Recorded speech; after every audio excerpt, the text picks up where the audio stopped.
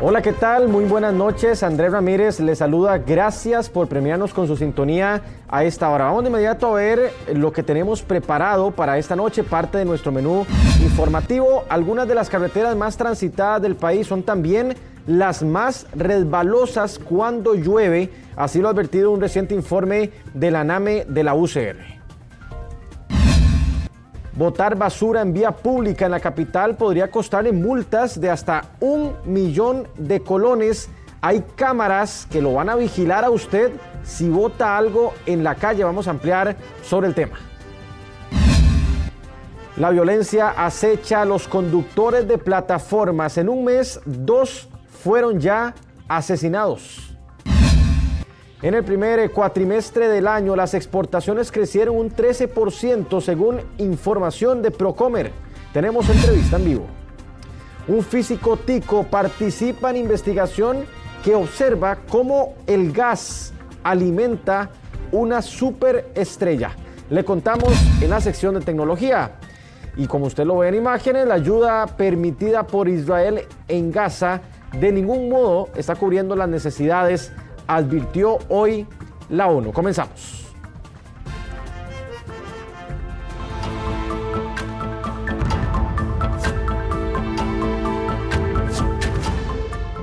Bueno, se los contaba ahorita, iniciando, algunas de las carreteras más transitadas del país son también de las más resbalosas. Y más ahora en época de lluvia porque el asfalto ya está desgastado. Hay un informe que se publica hoy de la ANAME, es parte de las noticias del día y por eso Jeffrey Naranjo nos acompaña a esta hora, Jeffrey, para profundizar un poco más y las reacciones que se dan luego de este informe, porque los conductores o quienes nos subimos, por ejemplo, a un bus, no vamos siempre tan seguros. Entonces, Jeffrey.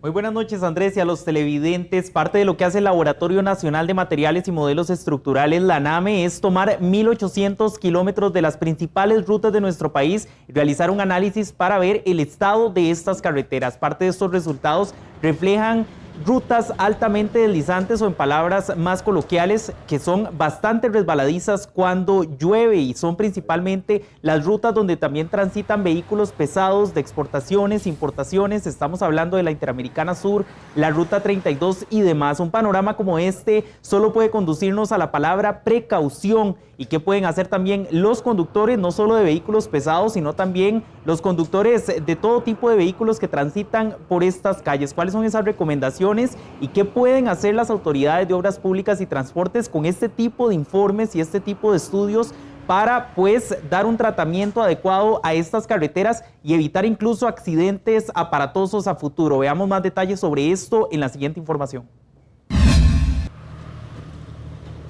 Usted ha sido testigo quizá de las altas velocidades que alcanzan los vehículos pesados en rutas como la Costanera o la Interamericana Sur.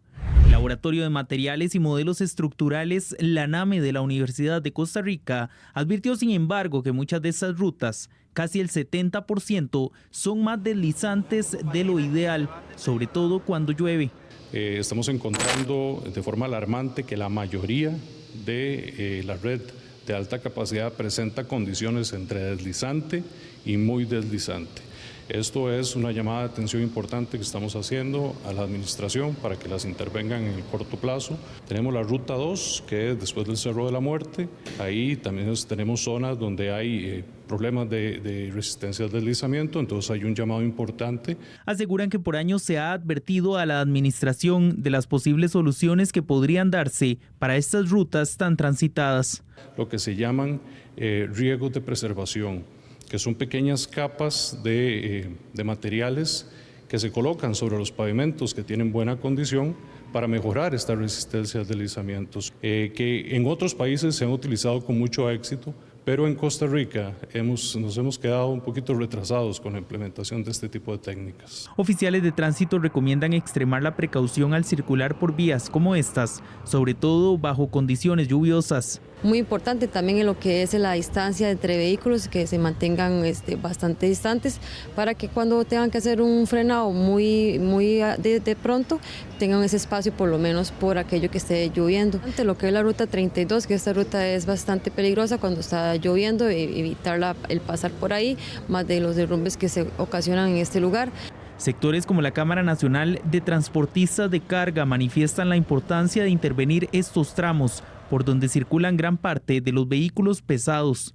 La 27, que es una ruta de importación, entonces las rutas principales de conexión y primarias fiscales son las que presentan por lo general invierno tras invierno muchas probabilidades de cierres, deslizamientos y mal estado. Este estudio de la ANAME abarcó 1.800 kilómetros de rutas nacionales y destacó también que fuera de parámetros como los niveles de deslizamiento, la capacidad estructural de estas carreteras para soportar el tránsito pesado que diariamente circula por las mismas es buena, tratándose sobre todo de las rutas más importantes del país. Jeffrey, viendo este panorama y que ya estamos iniciando la época lluviosa, ¿hay algo que se puede hacer por lo menos a corto plazo para mejorar la calidad del asfalto? Bueno, está en manos del Ministerio de Obras Públicas y Transportes, que ya conoce este informe, ya se han reunido con la ANAME incluso para conocer estos resultados, si van a proceder con algún tipo de obra de mantenimiento. Pues ya lo mencionaban muy bien los expertos de la ANAME, se trata de riegos asfálticos, de sellos preventivos, también como se llama en la jerga de ingeniería, lo que se puede hacer para que estas carreteras pues reduzcan estos altos niveles de deslizamiento que actualmente se presentan en estas rutas. Sin embargo, se desconoce si el Ministerio de Obras Públicas y Transportes podría estar tomando medidas a corto plazo, ya que implicaría también pues iniciar procesos de licitación y procesos que permitan adjudicar el mantenimiento de estas obras a algún tipo de empresa. Ya la ANAME incluso reitera que desde hace varios años se ha venido advirtiendo que estos mantenimientos deben realizarse, pero de momento no se ha observado que se hayan realizado en la totalidad de estas principales carreteras. Y si a esto se le suma además que los conductores no andan buenas llantas, Jeffrey, ¿verdad? También esto puede generar problemas, por supuesto.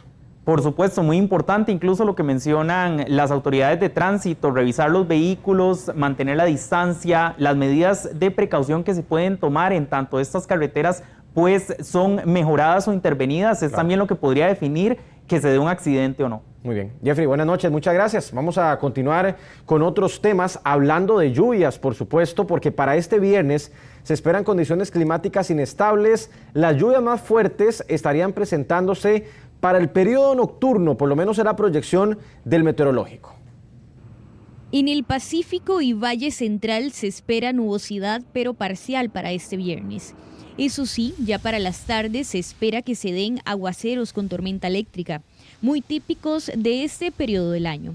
Este viernes se estaría presentando una atmósfera inestable debido al ingreso de una masa de aire húmedo desde el Mar Caribe y a factores locales como el calentamiento diurno y el ingreso de brisas marinas. Según el Instituto Meteorológico Nacional, la zona de convergencia intertropical continúa cerca del territorio costarricense, lo que podría ocasionar lluvias en nuestro país. Eso sí, principalmente para las tardes o noches. Aunque lo más importante se estaría quedando hacia el oeste y norte del Valle Central durante el periodo de la tarde. Parte de las lluvias se estarían prolongando hacia el periodo nocturno en sectores costeros del Pacífico Central y también de la península de Nicoya.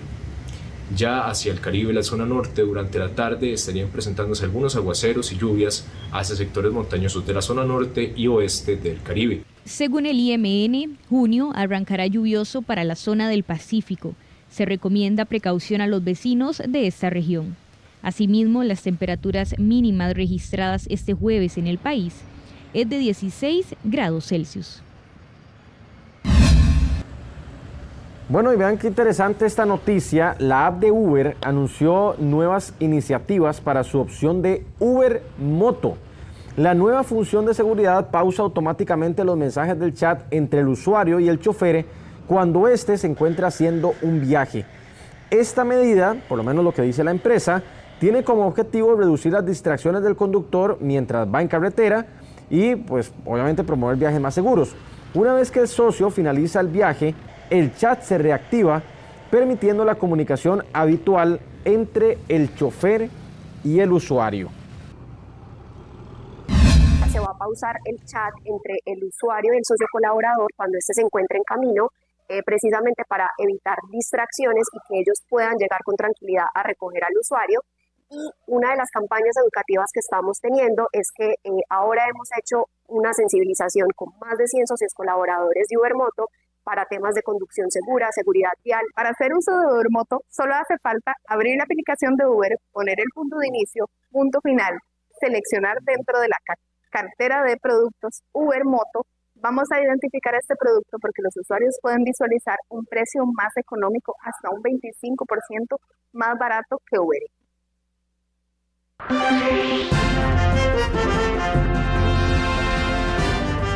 Bueno, se anuncian estos cambios en seguridad para Ubermoto, pero los que tal vez no andan tan seguros en la calle subiendo gente son los conductores de estas plataformas. De hecho, se han contabilizado 2 conductores de estos servicios fallecidos, los han matado en el último mes, y otros incluso han quedado en medio de balaceras porque están persiguiendo a alguien que están subiendo a su vehículo. Noticias Repretel conversó con varios de ellos. Nuestra compañera Sheila Paniagua, ya ustedes la tienen ahí en pantalla, ha elaborado esta información y nos profundiza a esta hora. Sheila, buenas noches. Buenas noches, Andrés, y nuestros amigos televidentes. Efectivamente, una violencia que viene en aumento y sin duda sigue pues dándonos a entender, ¿verdad?, esta situación tan complicada que está viviendo el país en temas de violencia. Justamente los conductores están, subiendo usuarios que no tienen muy buenas intenciones. Primero, porque intentan asaltarlos y no contentos con eso, lo que hacen es hasta asesinarlos. Lo hemos visto en la situación que se vivió en la Carpio hace aproximadamente un mes, cuando un Uber fue asesinado de un balazo. Aparentemente él estaba recogiendo a un usuario y estas balas iban para ese usuario. Lamentablemente pues él estaba en este lugar, en el lugar equivocado pues en ese momento. Pero también el más reciente que ocurrió ayer en San Ramón de la Unión, que un conductor de Uber también fue asesinado cuando 2 sujetos intentaron asaltarlo. Como usted lo decía, Noticias Repretel conversó con algunos conductores de plataforma quienes nos cuentan a las cosas que deben exponerse al trabajar en esta situación. Muchos son los riesgos a los que se exponen los conductores de servicios de plataforma, desde intentos de asaltos hasta homicidios. Pues se corre mucho riesgo para poder poner el pan en la mesa, ¿verdad? Personas que piden un viaje de una identidad falsa a la plataforma y se aprovechan de eso para asaltar o para robar los vehículos, y esas son riesgos que se corren. Este conductor ingresó a realizar un viaje a una zona de alto riesgo en Alajuela y fue recibido por un hombre que lo amenazó con asaltarlo. Entré y un tipo que estaba por ahí me dijo, si lo vuelvo a ver aquí lo asalto, el cual me asusté mucho y rápido pude salir intenté salir muy rápido, pero la carretera estaba tan mala que yo tuve que salir muy despacio, ¿verdad? Con el agravante que si el tipo me agarraba, pues, ¿verdad?, me asaltaba. He tenido compañeros muy cercanos que sí, han sido víctimas de robo, les han cortado los brazos, por ejemplo, para robarles el celular, el efectivo. Entre marzo y mayo se registraron varios hechos violentos relacionados con servicios de transporte por plataforma. En marzo, un chofer se defendió de un asalto en Pavas. Esto resultó con 2 delincuentes fallecidos. Otro conductor fue asesinado en la Carpio. Este hecho se presentó a principios de abril, y este mismo mes un usuario fue asesinado tras solicitar un viaje en Zapote. Y el caso más reciente ocurrió la noche del miércoles en La Unión, donde mataron a un conductor. Está muy peligroso ahora el asunto de robo de motos, asaltos, y siempre hay que andar con mucho cuidado, y hay ciertos lugares en mensajería de Uber y así que no, hay lugares que no se puede ir porque le pueden robar la moto. Cabe destacar que este jueves el OIJ detuvo al principal sospechoso del homicidio del usuario asesinado en Zapote en abril de este año. A pesar de que en esta ocasión no resultó herido el conductor, es parte de los riesgos a los que se exponen y perfectamente pudo ser una víctima colateral. En un momento viajaban 2 masculinos en una motocicleta, el conductor de la motocicleta daba un servicio de transporte y el otro sujeto era el usuario, el cual era el objetivo. De repente se acerca a otra motocicleta y arremete a balazos contra la víctima, el mismo fallece en el lugar. Además, ayer en Pavas detuvieron a un sujeto que se dedicaba a llamar a conductores que ofrecen dichos servicios para asaltarlos. Con los choferes que logramos conversar, todos coinciden en que este es el trabajo con el que llevan el sustento a sus hogares. Muchos optan por no ingresar a zonas que la aplicación les indique que es de alto riesgo. Sheila, ¿cuál sería esa recomendación principal que dan las autoridades a los conductores entonces para hacer un resumen de esto? Porque muchos, claro, están trabajando honestamente, pero no saben a quién están subiendo a su vehículo. Es importante destacar, Andrés, que la aplicación como tal les indica a los conductores a las zonas que van a ingresar, incluso los alerta de que es una zona de alto riesgo y por supuesto que esto con el fin de que tienen la posibilidad, ¿verdad?, de no aceptar el viaje en caso de que, bueno, su vida también corra peligro. ¿Sabe que nos indicaban también algunos de estos conductores? Que ellos siempre que llegan a una zona tal vez de alto riesgo, lo que hacen es que se estacionan unos metros antes del punto que tal vez donde solicita este usuario, y ellos ven cómo está la zona, ven incluso a la persona para ver si les pueden ofrecer o no el servicio, o en caso de que se presente algún incidente, pues ellos poder retroceder y no pues aceptar llevar a esta persona a su destino. También importante, ¿verdad?, de no dejarse engañar, porque hay perfiles falsos que están utilizando incluso para pedir estos servicios, y cuando llegan pues a estos lugares los asaltan. Cabe destacar, como lo decía en la información anterior, que ayer el organismo de investigación judicial detuvo a una persona en Pavas que se dedicaba incluso a hacer este tipo de cosas. Por ejemplo, pedía un Uber o un servicio de estos, y cuando estas personas llegaban los asaltaban. Bueno, afortunadamente ya las autoridades pudieron detenerlo. Gracias, Sheila. Sí, tema importante, una oleada que hemos visto en el último mes. Continuamos. Hablando de violencia, 6 bandas están ejecutando asaltos en el centro de San José, también de manera violenta, y donde incluso algunos conforman una misma familia. Es una familia la que está llegando a asaltar. Veamos las imágenes. Son bandas que operan en el centro de San José. Este ataque ocurrió contra un adulto mayor de 67 años. Con un candado chino, lo tiraron al suelo y luego lo asaltaron. En ese momento los sospechosos estaban vigilados. Uno de ellos, luego de escapar, se capturó con las pertenencias de la víctima. Lo mismo ocurrió con estos otros delincuentes. Luego de asaltar a un hombre, se intentaron montar en un vehículo y en ese momento la policía llegó. Los capturó después de cometer el delito. Pueden estar operando unas 6 bandas.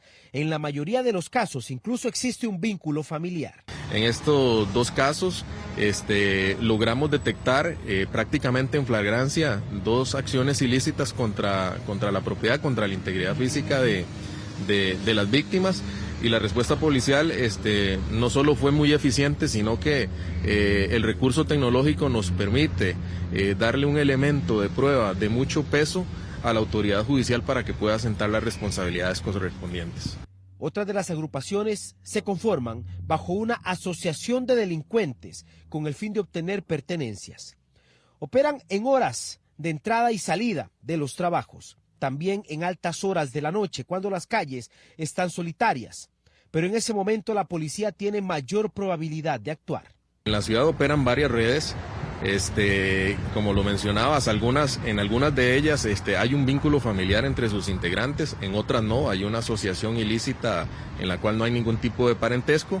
Hemos venido mapeando este tipo de grupos que operan en la ciudad, se les viene dando seguimiento con inteligencia policial.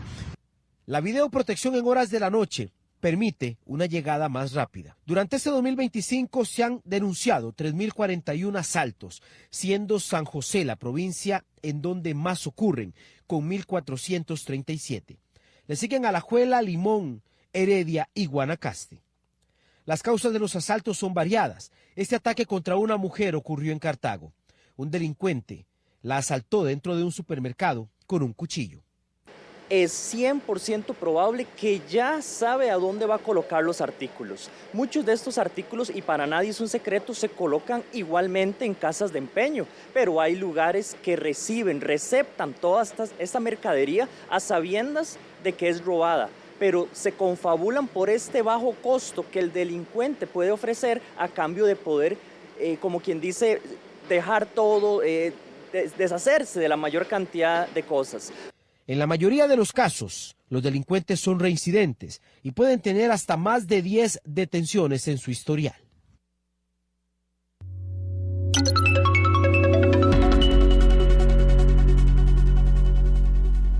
¿Cómo cierra el jueves en el tipo de cambio del dólar? 509,05 la venta, 504,30 la compra. Precios de referencia del Banco Central.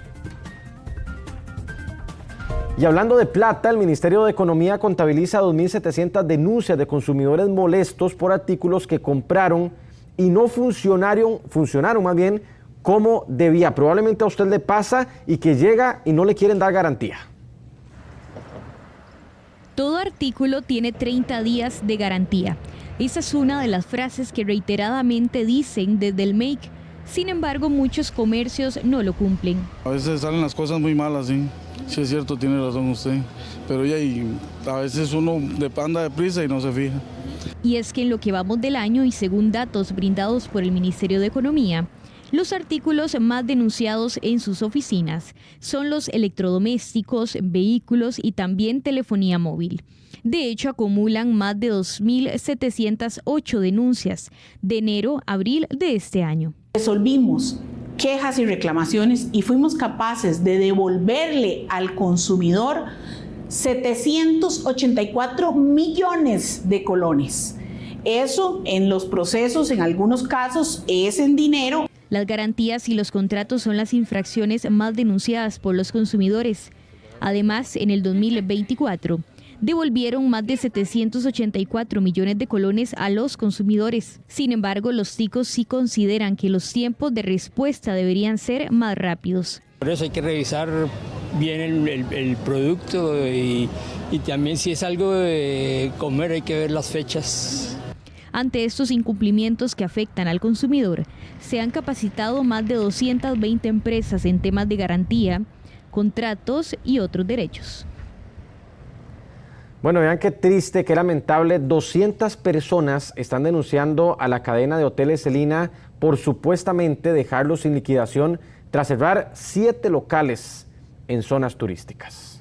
Sin previo aviso fue que nada más nos dimos cuenta, llegaron y nos desalojaron, por decirlo así, del hotel, y días después fue que nos llegó la carta por medio de un correo. Él trabajaba en Celina de Jacó, al igual que sus compañeros, no sabe qué pasará con su liquidación. A todos nos deben, el último mes trabajado, nos deben 10% de un mes. En su misma situación están al menos 200 extrabajadores de la cadena de hoteles Celina, que operaban 8 localidades del país, entre estos Tamarindo, Nosara y La Fortuna, en donde trabajaba Karen como cocinera. Lo cerraron por falta de pago al local. La propiedad era alquilada. Celina se declaró en bancarrota a nivel internacional en julio del 2024. A inicios de este año, la empresa cambió de nombre a Socialtel en Costa Rica y en otros países de Latinoamérica. Según extrabajadores, solo cambiaron los dueños, pero mantuvieron la misma razón social. Nunca nos cambiaron el contrato. Siempre estuvimos preguntando cuándo nos iban a cambiar el contrato, si nos iban a liquidar, si iban a hacer algún adendum o algo en nuestro contrato, y nunca lo quisieron hacer. Ellos lo que nos decían era que la razón social tenía que cambiar primero y que todavía no la habían podido cambiar. La única sede que sigue abierta está en Barrio Montt. Solicitamos información, pero nos negaron respuesta. Tenían una reunión con el Ministerio de Trabajo. Esta mujer de 25 años fue despedida allí la semana pasada, sin explicación. Nos cambiaron uniformes, cambiaron logos, cambiaron los rótulos de afuera, ahora todo Socialtel, pero realmente la razón social sigue siendo Celina. A la empresa se le había realizado la prevención y se había cumplido. En las últimas horas y días se ha acentuado la gravedad del caso. Hay más de 200 denuncias en la Inspección del Trabajo que el Ministerio está priorizando para atender. Ahora bien, ¿qué opciones tienen los trabajadores para recuperar su liquidación cuando una empresa quiebra o abandona el país? En otras oportunidades el Ministerio ha tenido casos complejos y por supuesto se hace una revisión más integral desde el punto de vista de la situación registral del patrono. SocialTel no solo cerró sedes en Costa Rica, el 5 de mayo bajó persianas en Buenos Aires y Córdoba, de Argentina. En esta última, trabajadores protestaron afuera del hotel por supuesto fraude laboral.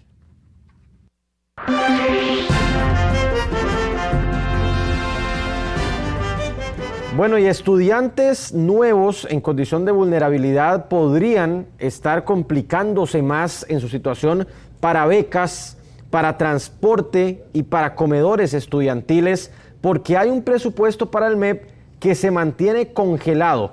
Hacemos contacto a nuestra sala de redacción con la periodista Rachel Matamoros, que le ha dado seguimiento al tema durante el día, que se mantiene en desarrollo. Rachel, buenas noches. Es correcto, Andrés. De hecho, la encuesta nacional de hogares de 2022 refleja que el 39% de los jóvenes adolescentes en el país se encuentran en pobreza extrema y el congelamiento de estos recursos podría aumentar más esa vulnerabilidad. Los estudiantes del curso lectivo 2025 iniciaron las clases con más de 5.000 millones de colones congelados por parte del Ministerio de Hacienda. Estos recursos económicos fueron aprobados en la Asamblea Legislativa para atender a más estudiantes en condiciones vulnerables que requieran cupos para transporte estudiantil, comedores y becas. Sin embargo, en lo que va del año, este dinero aún no se ha liberado. Muchos estudiantes, si no es a través del transporte escolar, no van a llegar a la escuela. Entonces, estas cosas, cuando uno oye esos recortes, tiene que pensar en cómo se traducen y cómo afectan en la equidad. Todos tienen derecho a la educación. Los diputados aprobaron en 2024 varias mociones para trasladar recursos de la partida del pago de intereses de la deuda a otros programas del presupuesto nacional, entre ellos el Ministerio de Educación.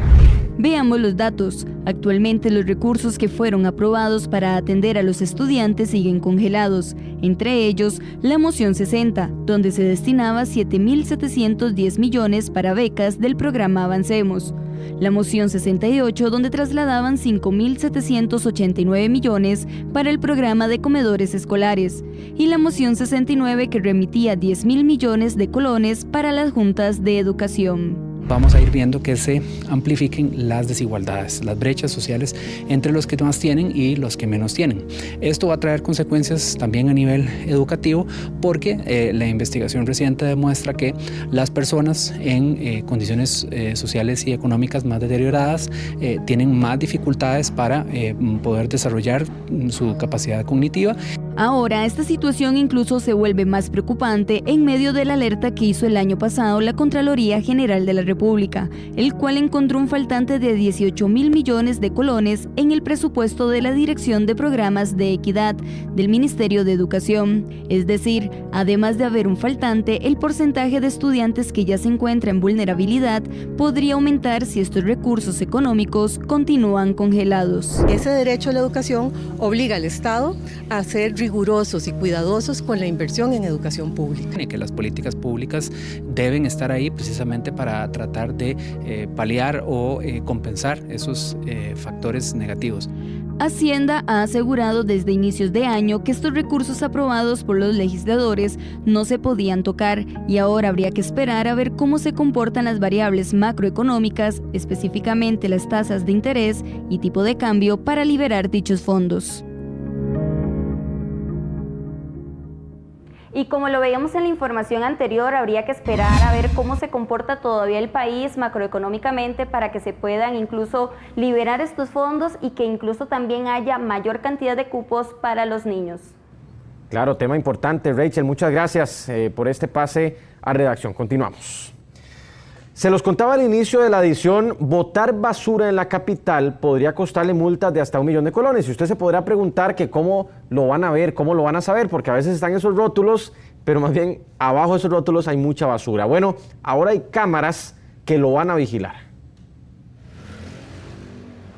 A partir de este jueves, los botaderos clandestinos en vía pública, que han sido reincidentes en algunos puntos de la capital, ahora serán situaciones multables por hasta 1 millón de colones. Este reglamento nos va a permitir tener multas leves y multas graves para quienes disponen sus residuos de manera indiscriminada, y vamos a continuar en una labor que hemos venido haciendo durante los últimos meses, que es la prevención y sobre todo la corrección de aquellas prácticas de vecinos y comerciantes patentados del cantón que no necesariamente están disponiendo sus residuos como tienen que disponerlos. El reglamento que aprobó la Municipalidad de San José y que ya fue publicado en la Gaceta establece que en casos como botar basura en vía pública o quemar basura, así como la recolección de reciclaje de manera ilegal, podría implicar multas de hasta 1.089.696 colones, considerándose una falta grave.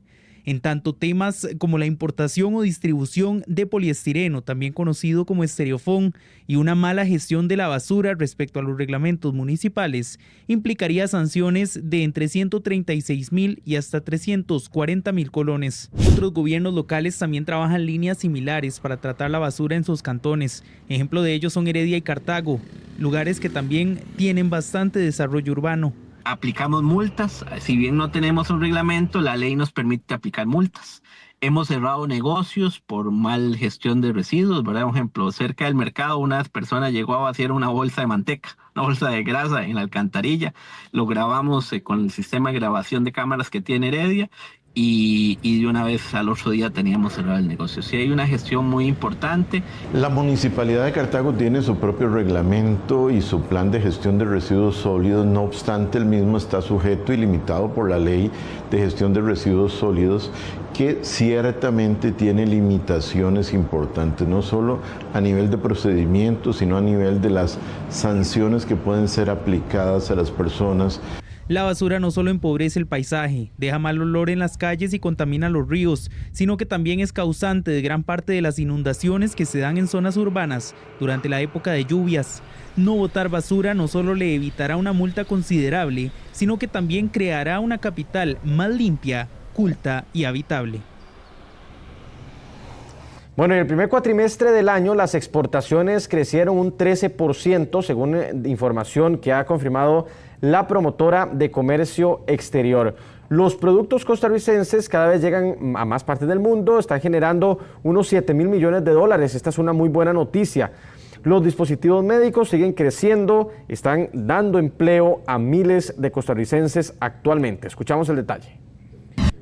Pero si lo vemos además unos añitos más atrás, es decir, desde que inició esta administración, el primer cuatrimestre del año 2022 a este primer cuatrimestre, las exportaciones han crecido un 40%, es decir, 2.000 millones de dólares más se reciben hoy que en el 2022.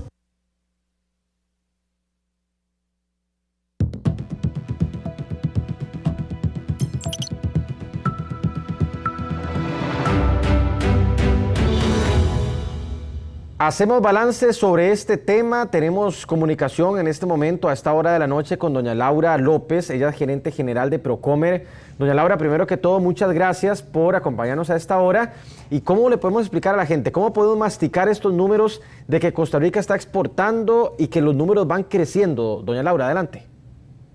Efectivamente, Costa Rica está exportando 7.000 millones de dólares en el primer cuatrimestre del año a todas partes del mundo. Productos costarricenses llegan a más de 150 mercados internacionales, es decir, productos de Costa Rica están en más del 80% de los países del mundo.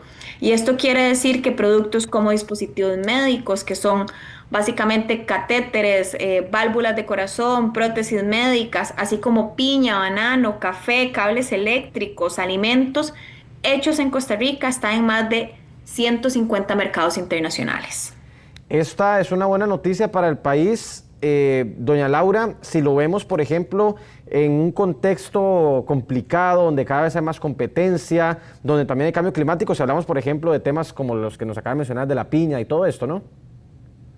Pues sí, efectivamente hay retos que enfrenta el sector exportador, y hay retos que enfrentan productores de todas partes del mundo, como es el cambio climático, pero sin embargo Costa Rica sigue sacando la cara siendo el primer proveedor de piña del mundo, el tercer proveedor de banano del mundo, el primer proveedor de yuca del mundo, además de productos de altísimo valor agregado, como los dispositivos médicos, que ya significan más del 47% de nuestra oferta exportable de bienes. Es decir, que casi la mitad de lo que Costa Rica exporta son productos de altísima complejidad en manufactura, como son los dispositivos médicos, que además nos da la señal de que las empresas de dispositivos médicos más grandes del mundo, más reconocidas del mundo, siguen viendo a Costa Rica como un hub para producir y para exportar desde Costa Rica a las diferentes latitudes productos de altísimo valor. Claro, de hecho voy a solicitarle a mis compañeros para ver en la pantallita justamente lo que más ha crecido en esta contabilidad que ustedes han hecho y que nos han entregado. Por ejemplo, el equipo médico ha crecido más de un 29%, si lo vemos en químicos y farmacéuticos, más de un 7%, incluso, bueno, ahí se mete pecuario y pesca en más de un 7%. Usted ya nos adelantaba, doña Laura, todo esto de equipo médico y demás, cómo Costa Rica logró llegar a convertirse ya en una referencia, a exportar tanto y que represente tanto para el mercado nacional. Bueno, actualmente Costa Rica es el país con más exportaciones per cápita de dispositivos médicos del todo el continente, ¿verdad? Que ya nos posiciona en el mundo como un país productor de dispositivos médicos. Pero esto es gracias a una historia que Costa Rica tiene de altísimo talento humano, de un ecosistema estable, es decir, las reglas del juego para alguien que viene e invierte en Costa Rica se mantienen en el tiempo, lo cual le da tranquilidad a las empresas no solo de producir en Costa Rica, sino de seguir expandiendo operaciones. Mucho de lo que vemos en los números, por ejemplo, a cierre de 2024, cuando logramos atraer más de 60 proyectos nuevos de inversión y más de 100 reinversiones, es decir, empresas que ya están en Costa Rica y que confían una vez más en seguir expandiendo operaciones en Costa Rica. Eso es el reflejo de que Costa Rica sigue teniendo una propuesta de valor muy sólida. Talento humano, estabilidad política, social, comercial, reglas del juego claras y además una propuesta en sostenibilidad que nos diferencia de muchos otros países. Doña Laura, nos ha pasado en algunas ocasiones que hemos hablado de este mercado de dispositivos médicos, ¿cuál es el perfil de profesional que están buscando estas empresas? Bueno, las empresas de dispositivos médicos contratan desde ingenieros hasta técnicos hasta operarios, y aquí hablamos de muchísimas disciplinas, operarios y técnicos en calidad, ingenieros de eléctrica, electrónica, mecatrónica, metalmecánica, es decir, hay una variedad de ingenierías y de técnicos que se mueven alrededor del tema de dispositivos médicos y de la manufactura de este tipo. Pero es importantísimo que nosotros en Costa Rica seguimos ofreciendo el talento que las empresas buscan. Aquí hay cosas no solo de técnicos con muchísima calidad y profesionales con mucha calidad, pero también otras habilidades blandas que distinguen a Costa Rica de otros países del mundo. Es el ingenio costarricense, la innovación, el servicio al cliente, las ganas de siempre buscar mejoras en los procesos que nos distinguen frente a otros países. Ahora, como en todo, doña Laura, hay retos importantes y hay tal vez sectores que no han crecido al ritmo que quizá deseáramos. Vamos a ver en pantalla algunos de ellos, por lo menos hemos enmarcado 3 de los datos que ustedes mismos nos han suministrado. Por ejemplo, el sector agrícola más bien tiene un menos 1% de crecimiento. Quiero ahorita detenerme en esa parte. La industria de plástico ha crecido poquito, alimentaria ha crecido poquito. Bueno, ¿qué pasa, por ejemplo, en el sector agrícola, doña Laura? El sector agrícola, hay una parte muy importante de las exportaciones del sector agrícola que se concentran en la exportación de piña y banano. Ahí hemos tenido retos en competitividad, pero también retos climáticos importantes. Las lluvias no nos permitieron tener la cantidad de oferta que usualmente manejamos tanto en banano, pero sobre todo en piña. Entonces esto ha venido reduciendo nuestras exportaciones en ambos productos. Esos son factores climáticos que no podemos controlar, pero eso no quita que tengamos trabajo que hacer de la mano con los sectores para mejorar otras condiciones de competitividad que permitan que los sectores sigan creciendo. Es importantísimo estos dos productos, por ejemplo, piña y banano, son de los productos no solo que más exportamos, sino por los cuales somos más reconocidos a nivel internacional. Como les comentaba, la piña de Costa Rica es una piña altamente diferenciada y nosotros somos el primer proveedor de piña del mundo, es decir, tenemos que seguir conservando ese estatus a nivel internacional y por lo tanto impulsando todas las mejoras que podamos para que la piña costarricense siga posicionándose en los diferentes destinos internacionales. Claro, doña Laura, y si me permite una pregunta más que además es obligatoria, porque estamos en un contexto en el que se habla de aranceles, ahorita el país está negociando incluso tratar de que se bajen o que se eliminen. Bueno, ¿cómo lo ven? Porque estamos hablando de exportaciones y todo esto en algún momento pues podría llegar a ser impactado. En este momento Costa Rica está en la mesa de negociación, que me parece que solo eso es ver el vaso medio lleno sin lugar a dudas. Claro. Es decir, estamos en una mesa donde están países y economías muy grandes como Japón, como China, como la Unión Europea, como el Reino Unido, es decir, países con mucha potencia tanto en exportaciones como en importaciones están sentados en la mesa de negociación y ahí está Costa Rica también. Eso es una buenísima señal. Pero el hecho además de que sigamos viendo las empresas de dispositivos médicos que están no solo creciendo en Costa Rica, sino que tenemos nuevas inversiones. Es decir, a mayo de este año ya hemos recibido 10 nuevas inversiones y 17 expansiones de proyectos de inversión extranjera directa, lo cual nos manda una señal de que Costa Rica sigue siendo atractivo y que además el sector productivo está confiado en que Costa Rica va a llegar a negociaciones que nos dejen en una situación mucho más ventajosa de la que estamos hoy. Lo mismo sucede con productos como el banano, como la piña, que son productos donde Costa Rica se diferencia por su calidad. Y ahí, si bien estamos compitiendo con otros países y tratando de tener una situación en aranceles mucho más ventajosa a la que estamos hoy, seguimos con un sector productivo altamente diferenciado. Es decir, Costa Rica va a seguir empujando y las negociaciones van con el objetivo de volver a arancel cero. Pero igualmente nuestros productos son productos que ya tienen ventaja sobre nuestra competencia. Y para eso nada más, muy rápido, doña Laura, en arancel cero es un trabajo que se llevará mucho tiempo, ¿cómo lo ven? Bueno, yo creo que las negociaciones van a ser negociaciones relativamente aceleradas, entendiendo que Estados Unidos dio una pausa por los 90 días. Esos 90 días se cumplen a inicios de julio, por lo tanto esperaríamos tener negociaciones o avances en negociaciones importantes en lo que va de este tiempo hasta inicios de julio. Doña Laura González, muchísimas gracias por el tiempo a esta hora de la noche. Muchas gracias a ustedes. Buenas noches, doña Laura González de Procomer. Continuamos.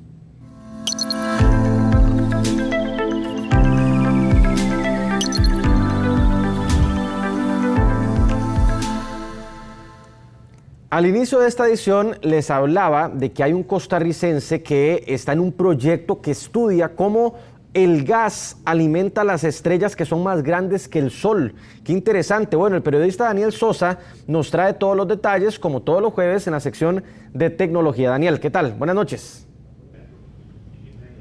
Hola, ¿qué tal? Muy buenas noches. Bienvenidos a nuestra sección de tecnología. Hoy con una noticia que deja el nombre de Costa Rica una vez más en alto. Justamente investigadores internacionales astrofísicos están trabajando en la respuesta de la formación de las estrellas masivas. Es justamente el doctor André Olivas quien forma parte de esta investigación, conversó acá con Noticias Repretel y nos da todos los detalles, la definición de qué es una estrella masiva y los detalles de cómo avanza el proceso investigativo. Lo vemos a continuación.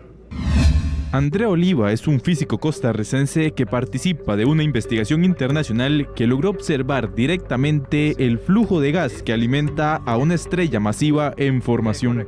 Una estrella masiva son estrellas de al menos 8 veces la masa del Sol. Es decir, como 8 soles juntos, por ponerlo de una forma, nada más en términos de masa. Son estrellas que al final de su vida explotan como supernovas, entonces influencian mucho el medio que las rodea. Y esa es la parte interesante de estudiar la formación de esas estrellas masivas. Puede hacerse un modelo de lo que está pasando, este es un modelo teórico, el que usamos para las observaciones. Entonces uno vería que se forma un disco de acreción y un chorro por ahí, cuando se acerca mucho hacia donde se está formando la estrella. La investigación se centró en el estudio de una estrella joven que se ubica en la formación estelar Cefeo A, ubicada a 2300 años luz de la Tierra. Los científicos usaron una molécula llamada amoníaco que es común en las nubes de gas del espacio. Lograron crear un mapa de gas caliente que las rodea y descubrieron que ese gas forma un disco gigante a su alrededor, que funciona como un embudo que lleva material hacia la estrella y la ayuda a crecer. Digamos, hace unos 20 años había muchas teorías que competían entre ellas sobre cómo se forman las estrellas masivas. Por ejemplo, que si era el resultado de colisiones de estrellas ya formadas, por ejemplo, o el resultado de un flujo muy turbulento de material hacia el centro. Y en el caso de nosotros, estamos mostrando desde los últimos 5 años, más o menos así, con modelos y con observaciones. Realmente las observaciones han sido la clave para entender que es por medio de discos de acreción. Normalmente puede alcanzar un tamaño de hasta 8 veces el Sol. El trabajo del costarricense fue fundamental en la comparación de resultados mediante simulaciones, y así fue que logró confirmar que el comportamiento del gas muestra un colapso. El investigador principal y líder del estudio es el italiano Alberto Sana, y cuenta con investigadores de países como Estados Unidos, España, Alemania y nuestro país. Definitivamente la ciencia, la tecnología y ahora el espacio forman parte de los avances tecnológicos y dejan el nombre de nuestro país en alto. Pero repasemos rápidamente y de una manera un poco más sencilla la definición de una estrella masiva. Ustedes lo ven aquí en pantalla en este momento. Justamente esta estrella se forma cuando enormes nubes de gas y polvo, que son muy densas, se juntan y se comprimen por la fuerza de la gravedad. La cantidad de metales que tengan estas estrellas dependerá de los metales que ya tenía la nube de gas de la cual va naciendo esta nueva estrella, que toma el tamaño de 8 veces el Sol, así para que ustedes se lo imaginen y lo valoren a la dimensión tal cual de esta estrella. Bueno, definitivamente la tecnología continúa avanzando y acá en Noticias Repretel pues es un privilegio para nosotros dar a conocer el nombre de estas personas costarricenses que trabajan a diario y que muchas veces también pasan desapercibidos. De momento esto es todo en el mundo de la tecnología. Nosotros continuamos con más acá en Noticias de Repretel. Ponemos punto final a esta edición de Noticias Repretel. Su servidor Andrés Ramírez estuvo con ustedes. De verdad, gracias por acompañarme todas las noches en esta edición. Que tenga un feliz descanso, que la termine de pasar bien y que duerma bien también. Nos vemos mañana a la misma hora. Hasta luego.